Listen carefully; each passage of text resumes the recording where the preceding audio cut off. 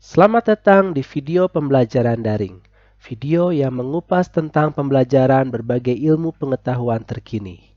Hari ini, saya akan menyampaikan sedikit materi tentang sistem just-in-time dan manajemen rantai pasok.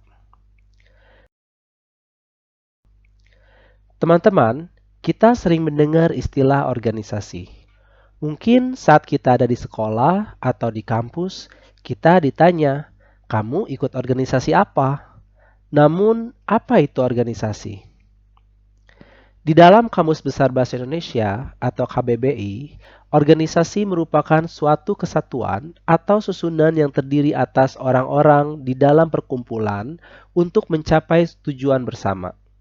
Contohnya seperti sekelompok orang yang bekerja sama, layaknya asosiasi lingkungan, amal, serikat pekerja, atau perusahaan. Di dalam suatu organisasi, kita juga mengenal dengan istilah manajemen operasi yang merupakan area bisnis yang berfokus pada proses produksi serta memastikan pemeliharaan dan perkembangan berlangsung secara efektif dan efisien. Seorang manajer operasi bertanggung jawab mengelola proses pengubahan input menjadi output. Seperti halnya dengan semua bidang manajemen, manajemen operasi juga membutuhkan kemampuan untuk memimpin orang-orang. Contohnya, operasi Toyota dikagumi di seluruh dunia sebagai teladan kualitas dan efisiensi. Tetapi, keberhasilan ini bukan semata-mata merupakan hasil dari penggunaan mesin atau penentuan standar yang tepat.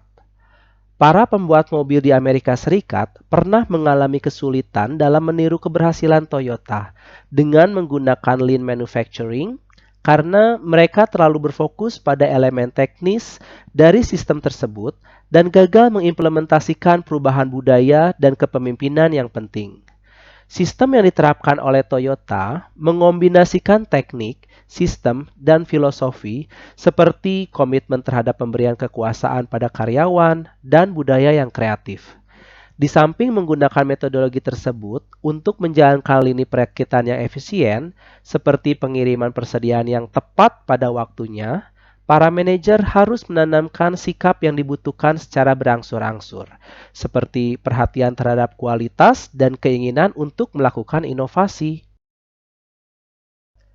Di dalam manajemen operasi, terdapat pula istilah yang dinamakan dengan strategi operasi yang merupakan pengakuan pentingnya operasi bagi keberhasilan perusahaan dan keterlibatan para manajer operasi di dalam perencanaan strategis organisasi. Efektivitas operasi yang tinggi dapat mendukung strategi yang sudah ada dan memberikan kontribusi untuk petunjuk strategi baru yang sulit ditiru oleh pesaing. Ketika efektivitas operasi organisasi didasarkan pada kapabilitas yang mendarah daging di dalam diri para karyawan, budaya organisasi, dan proses pengoperasiannya, perusahaan biasanya akan sulit untuk dikalahkan.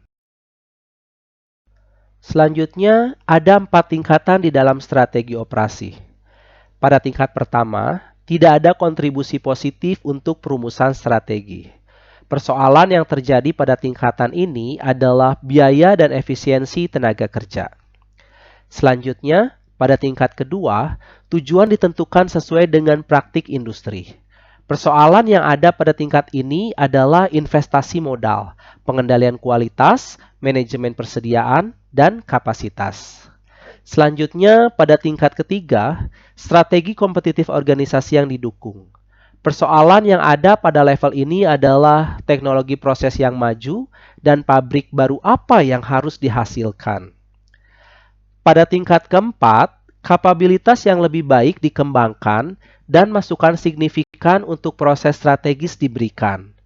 Persoalan yang ada pada level ini berkaitan dengan produk atau jasa baru yang inovatif.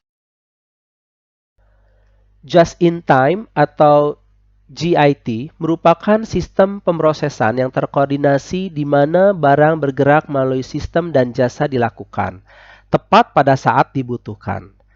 Pada awalnya, istilah JIT merujuk pada pergerakan material, suku cadang, dan barang setengah jadi di dalam sebuah sistem produksi. Seiring waktu, cakupan GIT diperluas dan istilah tersebut diasosiasikan dengan Lean Production yang merupakan sebuah sistem terkoordinasi yang menggunakan sumber daya minimal dan menghasilkan barang atau jasa yang bermutu tinggi. Untuk keberhasilan penerapan sistem GIT, ada beberapa penekanan pada aspek pokok, seperti yang pertama, semua aktivitas yang tidak memiliki nilai tambah terhadap barang atau jasa harus dihilangkan. Contohnya, memproduksi barang berlebihan yang tidak sesuai dengan jumlah pesanan produk. Selanjutnya, yang kedua adalah bermitra. Perusahaan mengembangkan hubungan yang baik dengan pihak yang berkepentingan atau kita sebut sebagai stakeholders seperti para pekerja, pelanggan, pemasok, manajemen, dan pemegang saham. Keuntungan dari bermitra adalah untuk mendapatkan dukungan. Contoh, para pelanggan memberikan informasi dan ide kepada perusahaan untuk pengembangan produk dan jasa baru. Yang ketiga, adanya komitmen dari manajer puncak untuk selalu meningkatkan mutu yang lebih tinggi, sehingga produk rusak dan cacat sedapat mungkin menjadi atau mendekati nol. Keempat, menekankan pada penyederhanaan aktivitas dan menggunakan sumber daya yang tepat untuk sebuah proses dan kegiatan. Dan yang terakhir, kelima, perbaikan yang berkelanjutan terhadap peningkatan efisiensi proses. Di Jepang, perbaikan terus-menerus dikenal dengan sebutan Kaizen. Perbaikan berkesinambungan ini diharapkan dapat diperoleh setiap saat, sehingga walaupun hanya sedikit perbaikan pada satu unit, tetapi sangat besar efek kepada perusahaan secara keseluruhan. Perbaikan dapat berupa tata letak, sistem, prosedur, metode, dan lainnya yang bertujuan untuk meningkatkan kinerja perusahaan dan meningkatkan kualitas produk dan jasa yang ditawarkan. Berbeda dengan GIT dan Toyota Production System yang berfokus secara internal, Lean Production berfokus secara eksternal kepada pelanggan. Lean Production berarti mengenali nilai pelanggan dengan menganalisis semua aktivitas yang diperlukan untuk menghasilkan sebuah produk. Kemudian mengoptimalkan keseluruhan prosesnya berdasarkan cara pandang pelanggan. Lean di dalam sektor jasa. Seringkali Lean hanya diasosiasikan dalam konteks perusahaan manufaktur. Namun, sebenarnya Lean juga dapat diterapkan pada sektor jasa. Contoh perusahaan yang sudah mengimplementasikan Lean ini adalah Pizza Hut, FedEx, restoran cepat saji, pengiriman cepat, dan sebagainya. Selanjutnya, ada beberapa cara agar manfaat Lean dapat dicapai dalam jasa. Yang pertama, menghilangkan gangguan. Sebagai contoh, berusaha untuk menghindari adanya pekerja yang melayani pelanggan dan juga menjawab telepon. Kemudian yang kedua, membuat sistem yang fleksibel. Hal ini dapat menimbulkan masalah kecuali disikapi secara hati-hati. Seringkali kita ingin menstandarisasi pekerjaan agar dapat menghasilkan produktivitas tinggi.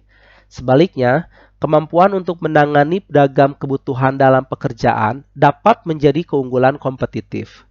Satu pendekatan adalah dengan melatih pekerja sehingga mereka dapat menangani lebih banyak variasi. Yang lainnya adalah untuk memberikan pekerjaan menurut spesialisasi. Dengan pekerja tertentu menangani jenis pekerjaan yang berbeda sesuai dengan spesialisasi mereka. Kemudian, yang ketiga, mengurangi waktu persiapan dan waktu pemrosesan. Buatlah alat-alat dan suku cadang yang sering digunakan siap tersedia. Selain itu, untuk panggilan jasa, usahakan untuk memperkirakan suku cadang dan pasokan apakah yang akan diperlukan, sehingga akan berada di tangan dan menghindari penyimpanan persediaan yang sangat besar. Yang keempat, menghilangkan pemborosan. Hal ini termasuk kesalahan dan duplikasi kerja. Pertahankan penekanan pada mutu dan jasa yang seragam. Yang terakhir, meminimalkan pekerjaan dalam proses. Contohnya meliputi pesanan yang menunggu untuk diproses, panggilan yang menunggu untuk dijawab, paket yang menunggu untuk dikirim, truk yang menunggu untuk dibongkar atau dimuat, aplikasi yang menunggu untuk diproses. Selanjutnya ada istilah manajemen rantai pasok. Ketika manajer operasi menggunakan pendekatan strategis, mereka menyadari bahwa operasi mereka bukanlah bebas dari aktivitas lain. Agar dapat beroperasi dengan efisien dan memproduksi barang berkualitas tinggi yang memenuhi kebutuhan para pelanggan, organisasi harus memiliki pengiriman pasokan dan material berkualitas tinggi dengan harga pantas yang dapat dipercaya. Organisasi juga membutuhkan sistem yang efisien dan dapat dipercaya untuk mendistribusikan produk yang sudah selesai, menjadikannya tersedia untuk para pelanggan. Oleh karena itu, manajer operasi yang memiliki fokus strategis mengakui bahwa mereka harus mengatur seluruh rantai pasokan. Rantai pasokan sendiri merupakan serangkaian organisasi yang terdiri dari fasilitas, fungsi, serta aktivitas yang dilibatkan untuk menghasilkan produk dan menyampaikan jasa.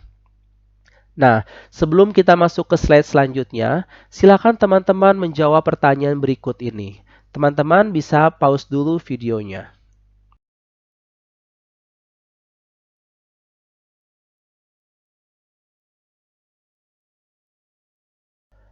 Bagaimana teman-teman? Pertanyaannya sudah dijawab ya. Sekarang, mari kita masuk ke slide selanjutnya. Sebagian besar kemajuan dalam manajemen rantai pasokan melibatkan penggunaan teknologi internet untuk mencapai keseimbangan yang tepat perihal tingkat persediaan yang rendah dan responsivitas pelanggan. Rantai supply management menciptakan saluran terintegrasi dan tidak terputus yang terentang dari para pelanggan ke pemasok dengan membentuk hubungan elektronik antara organisasi dan rekanan eksternal untuk melakukan pembagian dan pertukaran data. Sebagai contoh, ketika para pelanggan membeli produk di toko retail, data dimasukkan secara otomatis ke sistem informasi rantai retail via intranet. Kemudian, rantai retail memberikan akses menuju data yang terus diperbaharui ini kepada perusahaan manufaktur melalui hubungan intranet yang aman. Dengan data permintaan ini, pembuat dapat memproduksi dan mengirimkan produk yang benar sesuai kebutuhan. Ketika produk dibuat, data mengenai bahan baku yang digunakan dalam proses produksi, informasi persediaan yang diperbaharui, dan peramalan permintaan yang diperbaharui diberikan secara elektronik untuk para pemasok, pembuat via extranet, dan para pemasok secara otomatis mengisi kembali persediaan bahan baku pembuat seperlunya. Nah, selanjutnya mari kita lihat tantangan apa saja yang terjadi di dalam rantai pasokan. Rantai pasokan sebagai suatu kajian juga didorong oleh fenomena perkembangan ekonomi makro dan perubahan lingkungan, seperti yang pertama ada globalisasi. Perkembangan kebijakan perdagangan antar negara dan kawasan diiringi dengan membaiknya layanan logistik dan teknologi komunikasi. Hal ini menjadikan kemitraan global lebih mudah dilakukan. Semakin luas cakupan geografis dan sosial juga menuntut perusahaan untuk mengelola ketidakpastian yang meningkat. Kemudian yang kedua, pasar yang semakin ditentukan oleh pelanggan. Pelanggan, khususnya pelanggan akhir, semakin banyak pilihan produk dan jasa. Hal ini tentu saja semakin menguatkan daya tawarnya sehingga menuntut prasyarat terkait dengan karakter produk dan jasa yang dibutuhkannya. Ketersediaan produk atau jasa yang sesuai menjadi salah satu pembeda yang penting di dalam suatu persaingan.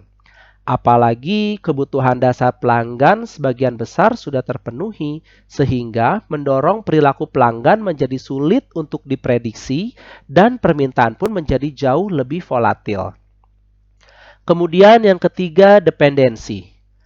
Adanya kesadaran perusahaan bahwa mereka tidak beroperasi secara sendirian. Mereka tergantung bukan hanya pada pelanggan, tapi juga kepada stakeholders yang lain seperti pemasok, pekerja, badan otoritas, dan juga para pemegang saham. Kemudian yang keempat, fokus kepada kompetensi inti. Sejak awal tahun 1990-an, kesadaran akan fokus pada kompetensi mulai mengemuka di banyak perusahaan agar tetap dapat bersaing. Akibatnya, perusahaan harus memanfaatkan outsourcing dan melakukan disintegrasi vertikal. Kemudian, yang kelima, persaingan pada biaya. Meski efisiensi operasi menjadi salah satu faktor penentu daya saing, tekanan harga juga muncul akibat hambatan perdagangan yang semakin kecil, kelebihan pasokan di beberapa sektor, dan menurunnya asimetri informasi.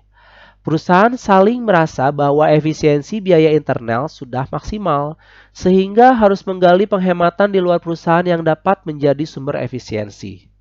Kemudian yang terakhir adalah teknologi informasi. Eskalasi pemanfaatan internet diiringi digitalisasi jaringan telekomunikasi, peningkatan kinerja komputasi terdistribusi berbasis standar umum telah mengakselerasi kemajuan teknologi informasi dan berdampak pada perilaku pelanggan.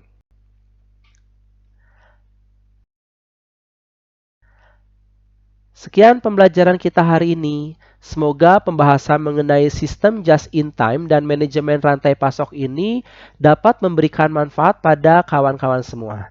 Jika kawan-kawan merasa video ini bermanfaat, kawan-kawan bisa share, like, dan subscribe channel pembelajaran daring ini agar kita semua mendapatkan nilai manfaatnya. Terima kasih dan sampai jumpa di video pembelajaran selanjutnya.